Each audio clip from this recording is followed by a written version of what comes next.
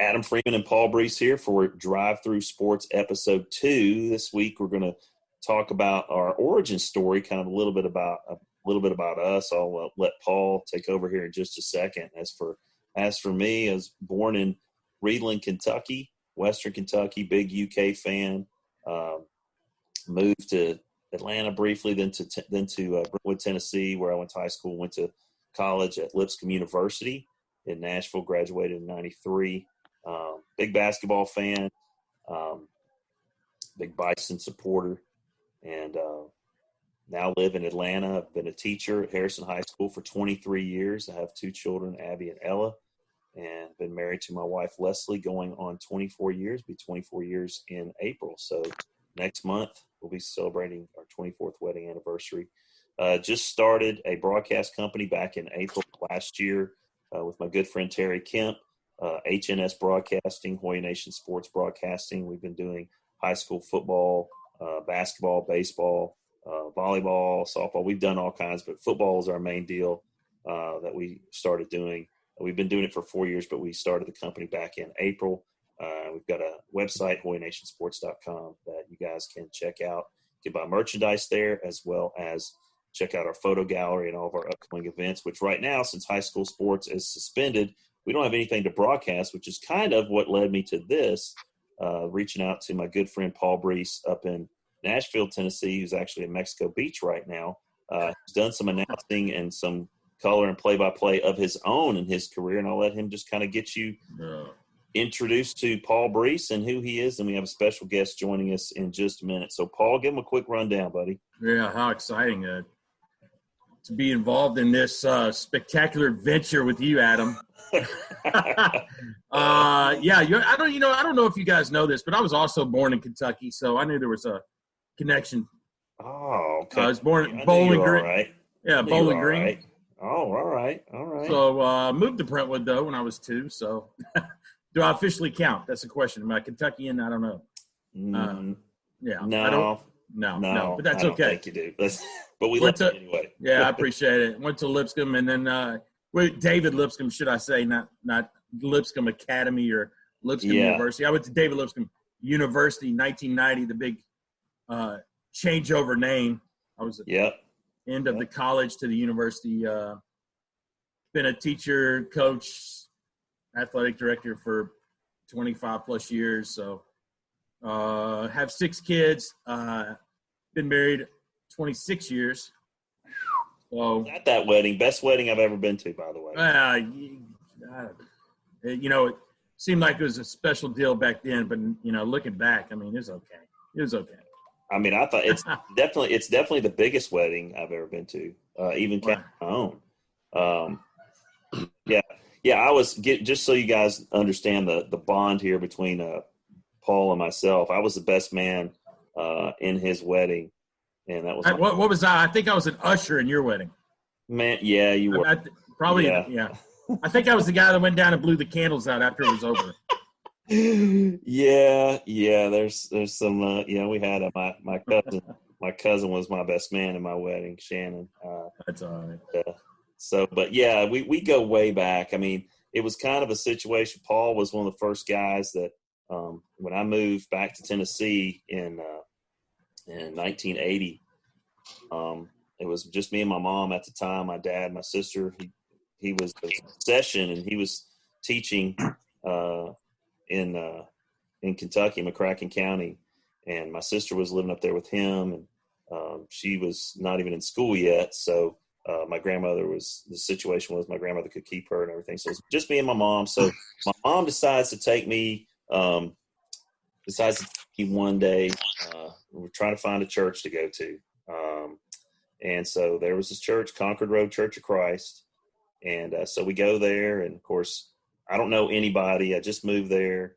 And so Mom was not about leaving after worship. She wanted to always go to class. And I was like, I begged her, Mom, I don't want to go. I don't know anybody, blah, blah. She's like, well, you'll just go and you'll meet somebody. And sure enough, I did, man. I met Paul Brees, and we just kind of hit it off. And we've been close buddies ever since. And it all started at Concord Road Church of Christ, man, being in the youth group together, playing softball together and hanging out on the weekends and going out after Sunday church. And I think we bonded over our love of sports, and, we really talk sports. He's a big Tennessee fan. I'm a big Kentucky fan. So we kind of butted heads about that. But, we were always, and what's kind of funny, Paul, is that, you and I, the first really funny thing that we did together actually involved broadcasting. Do you remember what I'm talking about? Church camp? It was at church camp. The soccer riots. The soccer riots of 1980 something. I don't know, but it 84, 82.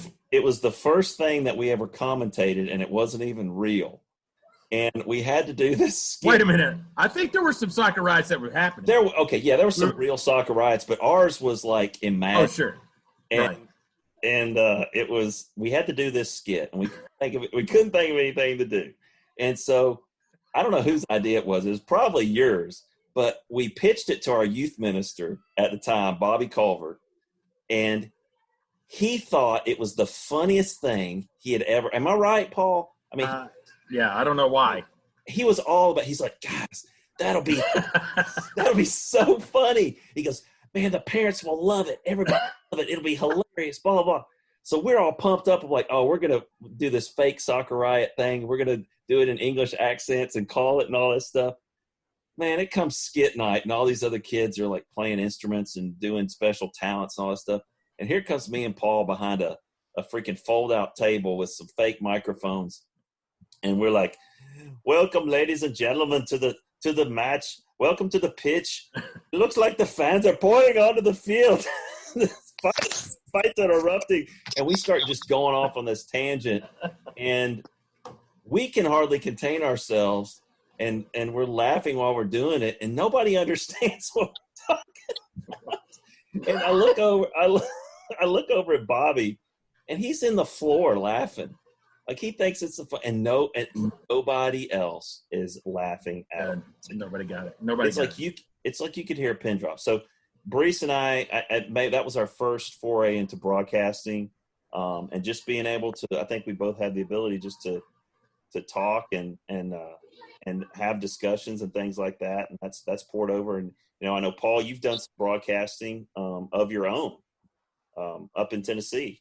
Yeah, Williamson County High School sports, and done color for those football and basketball games for about the past 14 years. Obviously, my claim to fame was that I had the number one high school play. ESPN does the top 10. Well, I remember that. The play was kickoff return, right? Kickoff return for the first points ever by the Summit High School. Yeah.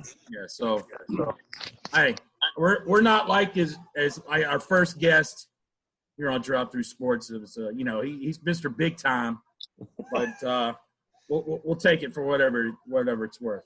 Yeah, he kind of alluded to our first guest here on our show that we're going to have. His name is Josh Jackson. He's a very close friend of mine. I've known him since I was born. He's 6 months older than me. We grew up in the same town, Reedland, Kentucky. Josh, thanks for joining us tonight. What's up, guys? What's up, man? Well, Josh has his own claim to fame. He just continues to just like put stuff on his resume. This guy, he is a script supervisor, so he works a lot on award shows, Grammys, CMAs. So I'll be in the middle of class and my phone will go off and it'll be a picture of Josh with like all the members of Def Leppard, or a picture of Josh standing next to Faith Hill doing a sound check, or Tim McGraw, or Willie Nelson, or just name Carrie Underwood. What's the guy? You sent me a picture of him. You were doing lyrics with him recently, or Taylor Swift's old boyfriend, Mayer, John. Oh, John Mayer. I mean, he hangs out with John Mayer on the weekends. I mean, the guy. Every time I pick up my phone, it's from Josh. I don't know what's gonna be on that image, that picture. It's going to be him with somebody famous. So, Josh, I gotta ask you, Josh. Is there anybody that you couldn't meet that you wanted to meet? Maybe just across the room, and you're like, no, there's not. He's met everybody. This guy. No, yeah, you're probably right, dog. Like, no. I told you. He's met every. Okay, Brees, here we go. Name somebody famous, and I guarantee Josh has met him. Tiger Woods.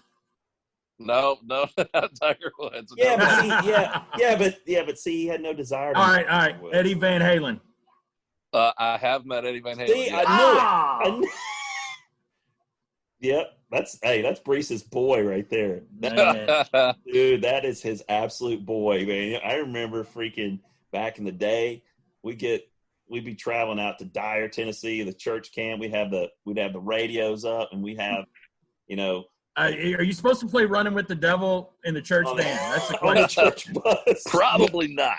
On the way to Gatlinburg, we'd be playing freaking Ozzy Osbourne and AC/DC, but Van Halen was always the go-to, man. It was always the go-to for all of us. But yeah, you can name anybody, Brees. It doesn't. All right, here we go. Most famous person's cell phone number you have. Oh, that's good. Not too many cell phone numbers. Oh goodness, probably not too many cell phone numbers. Let's put it that way. I'm not gonna. Geez, I'm trying to think. You don't want to name drop. It's okay. It's okay. Yeah, it's okay. It's okay. Right, if you want to say, if you don't want to name drop on Drive Through Sports, that's okay. It's all right. It's all right. No, but were you talking about you guys driving, to church camp, like listening to Van Halen and all this stuff? It is quite surreal to get the chance to meet like your musical hero, like people that are part of your childhood.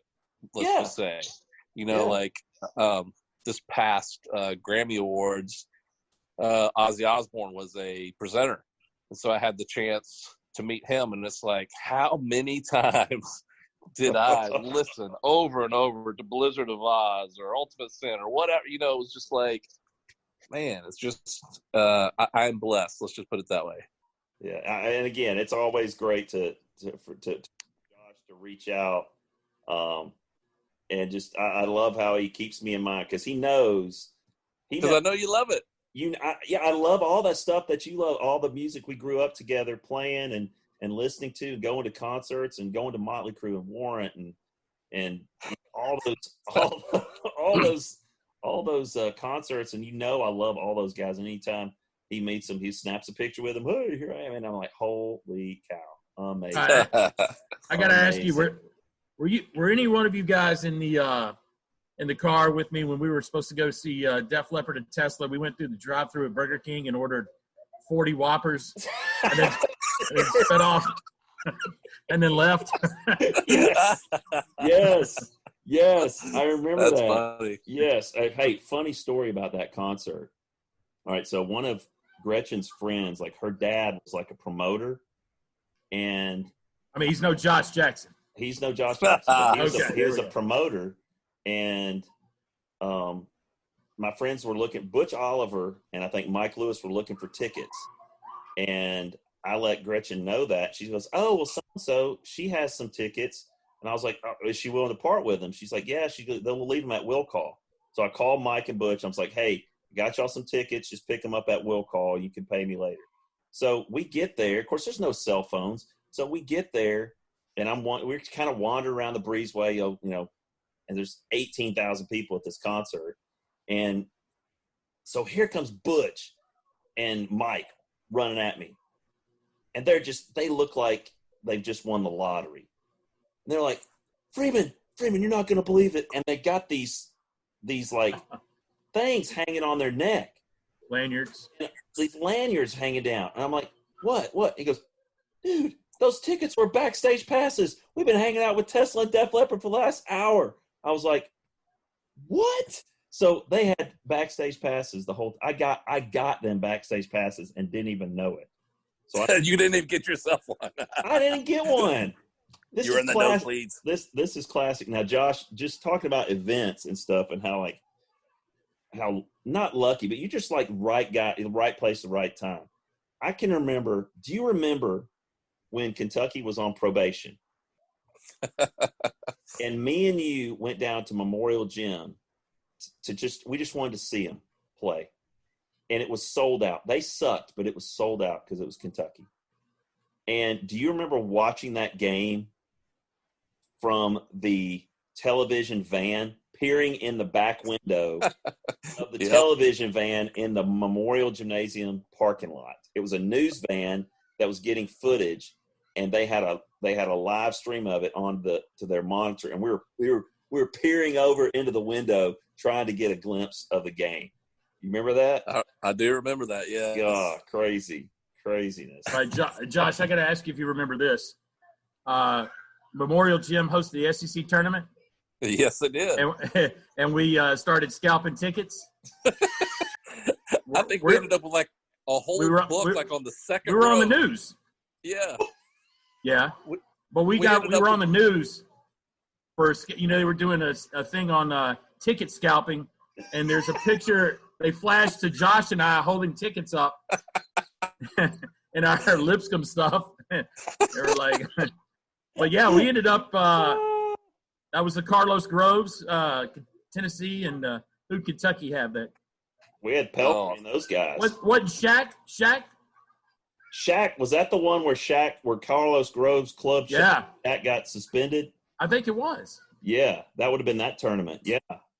Well, that paved the way for the Cats to win it all because I think LSU would have beat them that year. Oh, that was 92. Yeah, that was 92 when they went on to lost that heartbreaker to Duke in the NCAA. Well, I had a ton of luck going to, Vanderbilt games and just like lucking out for tickets. And I don't remember, Adam, if you were with me or Paul. I don't remember who was with us, but when Shaq was playing for LSU. You got a picture with Shaq. I remember that. He was sitting on the bench, and we were standing right behind the bench because at that time, the bench is like right on the edge. You can walk right behind it. Yeah. But, yeah, we went down there, and we were just standing there, trying to buy tickets, and some old lady, said, do you boys want tickets? I got some tickets. I'll just give them to you if you promise to root for Vandy. And we're like, yes, ma'am, absolutely. And we got those tickets, and we marched down there, and it was like fifth row, right at center court, in the chair back seats. And all the gray hairs in there were like, what are you where did you get these tickets? Calling the ushers, trying to get us kicked out. And I remember I said, well, no, Miss Rose gave us these tickets. And they all just looked at me in awe, like that I knew who this lady was. Yeah, she actually gave us the tickets. We used to walk around that place like we owned it.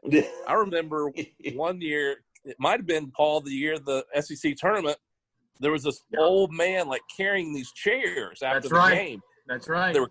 They were clearing off the benches, and he was carrying these chairs and said, hey, do you need And we picked up folding chairs and followed him into the back hallway and then just took off.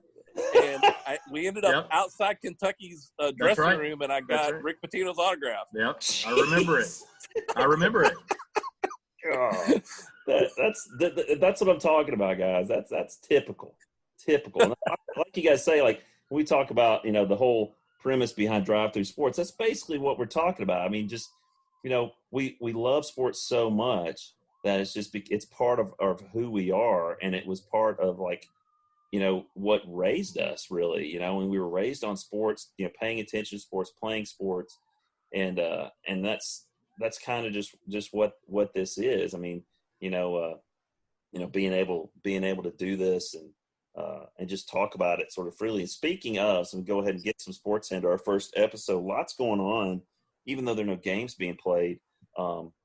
We talked a little bit about some NFL transactions, and Josh, you were telling me today about the EA Sports gaffe on the So I guess on Twitter, there was some kind of Madden TikTok, which I'm not, the kids know about all this stuff, but they make these short videos and put them on Twitter and Instagram and all this stuff.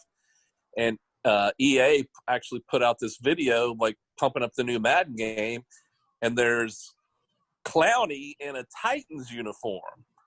And like, it's very, I mean, if you see the video, which you can still see it on Twitter, like, it's very visible. Like, it's not a mistake. It's not something you can misunderstand. Like, it's Clowney in a Titans uniform, which, you know, that deal has not been made yet. So it kind of sparked a fire. Of course, Tennessee fans are like, okay, that could be interesting. Yeah. You know? So we'll see what you happens. know, and they're going to, looks like they're going to ride or die with Tannehill. And, you know, we talked about this last night, Paul, you know, running the wheels off of Derrick Henry, probably again next year. But as far you know, and that's fine, because unless he gets injured or something like that, I mean, people were stacking the box against him at the end of the season. It didn't matter. It didn't matter. You know, it was amazing. He gets one or two, two or three or four. Next thing you know, 80.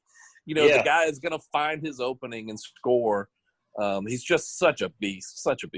Yeah, he's amazing. I enjoyed following him, watching him play. You know, from down here, you know, everybody's a friggin' Falcon fan. And Josh, I think we may have attended our first Falcons game together. The LA Rams, 1978 or 79? 1979, full stadium in the freaking nosebleeds. Your dad got tickets from some bigwig at GAC, and it was me, you, and your dad, and I think my dad. And I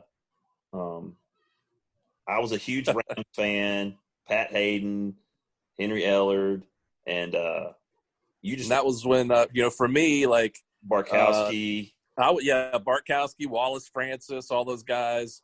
William Andrews.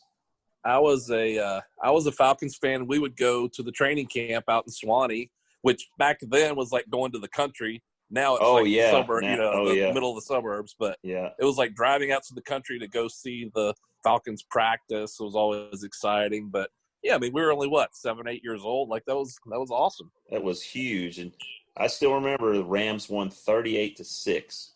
I don't know how you remember that, but I do. It's ingrained in my memory. I still have a ticket stub somewhere. I'm sure I've got it somewhere. It's probably all faded, but I've got it somewhere. But that was our we attended our first NFL game together, and I think possibly our first Kentucky basketball game together at the Omni. Yeah, Georgia against Kentucky. That was probably Kentucky. 1980. 80, yeah. It would have had to have been 80, early 1980, yeah. And I think Kentucky won by like 30, which was awesome. We were probably one of many UK fans there Now, I do remember, though, one year, and it's probably a little before that, like our parents went to the game, and that might have been in Athens. I'm not sure. Like we were sitting at home with some babysitter, and I remember you had a little Nerf basketball goal in your kitchen to your apartment. Yep. And we just like beat the tar out of each other for 2 hours, like slam dunking and trying to block each other or whatever. While our parents were out at the Kentucky game. That was the smallest apartment in the whole world. It was a 2-story. It was basically a living room, kitchen, half bath downstairs, and 2 bedrooms and a bath upstairs. And we lived there the whole time we were in Atlanta. It was the reason why we didn't stay in Atlanta very long. That's what got me to Tennessee, got me to meeting old Mr. Brees over here. But let's talk a little bit about high school sports, and we're in different states right now. And Paul, you've been a part of broadcasting some high school sports, and Williamson County has really blossomed and really grown.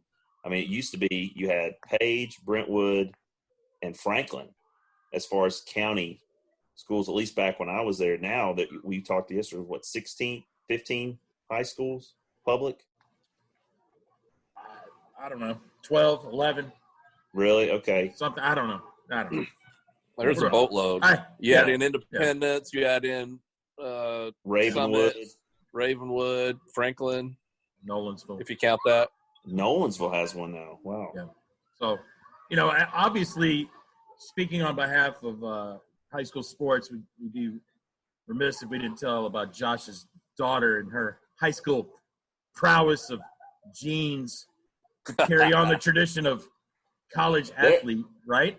That's who we need to be. That's who we need to be talking to is Annalise. Annalise is going to Freed Hardeman on a volleyball scholarship this fall, and so we're really excited. Listen, in 6th grade when she came to me and said, "Dad, I want to try out for the volleyball team," I was just like, "Okay, like you want to support your kid, but like that is the one sport I know zero about. Like when I say I know zero about, I know nothing about this sport. Yeah, I always was a basketball player. Thought my kids were going to be basketball players. I know nothing about volleyball, but man, we quickly fell in love with the game. It just moves so fast, and it's a fun team sport, and just real proud of her and how hard she's worked to make her dreams come true and play at the next level." That's awesome. Did your daughter ever get to play against Brentwood? She never did. Thank goodness. Yeah, because they're freaking amazing. Golly, were they 6-time state champions? Anybody that's listening that doesn't know, Brentwood High School, one of the best volleyball teams in the country for the last at least 10 years. USA Today top 5 every year, and they just keep churning them out. Like, here's the thing: is it just because our high school is kind of a hotbed for like women's soccer? Like we've been nationally ranked before. We've won 3 state championships in the last 9 years. And lost in the state finals last year. Been to the finals multiple times. What do you think it is about Brentwood and their women's volleyball? Is the club? Are the clubs up there? Are there so many good clubs that these kids are drawn to the clubs, and then they just attend the high schools, and then with the program having the prominence, you get a lot of people moving into the Brentwood area. It's affluent. You think that's kind of what it is? Kind of don't take this the wrong way. Sort of a country club sport. All of the above. I think some of that plays into it. The club / travel scene has changed a lot in Nashville in the last 3 or 4 years. And so kids are really kind of spread all over the place now. But I think a lot of it has to do with, the opportunities that kids that live in that area get to some extent. They're, like you say, a lot of affluent families that can afford for their kid to play year-round and have, year-round excellent instruction. But, man, there must be something in the water, too, because there's just some things you cannot teach and things that cannot be learned, and there's just some fantastic athletes. Yeah, and that's I kind of get that that's the way it is in the metro area. A lot of really good soccer clubs. I got to ask Josh, did your daughter get to play club-wise with any Williamson County kids? Yeah, she now not just the exact same level, but the team that she's on now, of course, they're not playing because of all this stuff that's going on, but she plays with 2 kids that play on Fairview's team, which is a Williamson County school. They had actually a pretty decent year in volleyball this year. It's a smaller school. But, yeah, she's played with a lot of kids from different of the bigger schools, shall we say. The reason I'm asking is because, as you know, you practice against your own teammates during the year, and you know how they are and how bad or good they can be. You can play in the travel, and then you're playing against girls all the time. They're pretty solid players. So I think that's why you think the club level is probably the best way to expedite your skill level per se to get better. And another thing too is that I've noticed is back in our day, it mattered how you did in high school season. It doesn't matter. Like we got kids that our volleyball team has won 3 state championships and had multiple kids get scholarships every year. And a couple years ago, one of our best players, she didn't like the coach, so she didn't play high school. She just played club. Didn't matter. Yeah. She still got recruited by everybody, based on her club stuff. So is that pretty much across the board? Yeah, you're starting to see some of that, especially in the schools like the Williamson County schools, where you can be an excellent volleyball player and not end up on the floor very much. There's been a couple of kids that are just really good players. They don't see much floor time, but they're playing year round and they're still getting seen. They're still getting looks. And honestly, if you're going to play at that level of the 3A, which is the highest in Tennessee, at least for volleyball, it's a very fast game. It's a very good level to play at, which is more of like what the travel teams are. Like the travel team that my daughter plays for plays at that level. She plays at the highest power level in travel, but she goes to a very small high school. She goes to a high school that has 550 students, something like that. So the level that they play at is a slower level. It's a slower game. It's just a little frustrating sometimes. You have kids that, aren't year-round players, and you kind of have to deal with some of that, playing at a slower pace, playing with kids that maybe, I don't want to say aren't as serious about the game, but aren't as dedicated, that's for sure. Yeah, and unfortunately you need those kind of kids to fill your roster in high school, right? Yeah. Yeah, absolutely. Yeah, you do. Listen, real quick, I got to ask Josh before we wrap this up. I had to ask you because, you've been around many celebrities that I'm obviously upset about. But what is the one sporting event that you wish you could have, seen or maybe in the future could go see? Oh, goodness. One of my dream jobs is to work halftime at Super Bowl. There's two jobs that I've not worked. I've done the Grammys and the Emmys and the Rock and Roll Hall of Fame inductions and a lot of big shows, but two boxes that I have yet to check are halftime at Super Bowl and the Oscars. So I would definitely, love to be a part of that and to see it come together and enjoy the game. And I would say second, which is interesting because I'm not a huge fan, but I would say the Masters. It's just like with all of the pomp and circumstance of going to Augusta and seeing that, I would just love to see that one day. Cool. Well, all right, man. Well, Josh, thanks for joining us tonight on Drive Through Sports with Adam and Paul. Brees, good to have you always, and we'll hook up again. I'm glad we could get everybody together tonight, but hope everybody enjoys this episode, The Origin Story, and I'm glad that Josh could join us from Tennessee, and we'll hit you guys back. Stay tuned and tune into Drive Through Sports with Adam and Paul on podcasts on Apple Podcasts. That will be available shortly, and appreciate you guys listening. For Paul Brees and Josh Jackson, this is Adam Freeman signing off. See you later, folks.